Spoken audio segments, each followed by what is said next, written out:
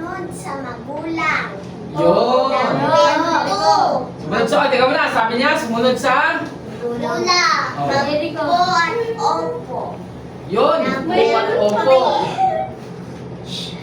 Hindi sinisigawan ang magulang.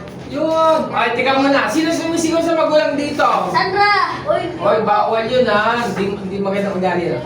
Next. Number 4. Ano number 4? Hindi binabastos ang magulang. Yun. O, sino ang nambabasa sa magulang dito? Wala. Very good. Very good. Kailangan din yung binabasa sa magulang. Next. Number 5. Tumulong sa magulang. Yun. Tumulong sa magulang. Number 6. Maglinis kahit hindi sinasabi ng magulang. Yun! Oh, yung tipong kailangan pang utusan, ano? Bago maglinis, di ba? Dapat hindi na dapat utusan. Number 7. 7. Mag-aral ng mabuti para sa magulang. Yun! Very good. Mag-aral ng mabuti para sa magulang. Number 8. Number 8. Mag-bless pag nakauwi na sa bahay. Very good. Oh, sino ang nagbe-bless dito lagi sa magulang?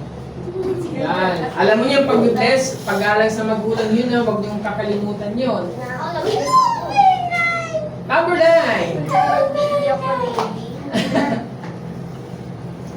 Ano? Kiss si mama at papa. Yay! Huwag ka kaya doon, babe. Oo, ginikiss naman talaga si mama at papa eh. Number 10. Mahalin si mama at papa. Very good. Mahalin si mama at papa. Number 11. Oh. Sundin ang mga magulang. Very good. Sundin ang mga magulang ha. Number 12. 12. Igalang ang magulang. Yes! Woo! Palapakan natin si Ella. Salamat Hindi ka na. naman next.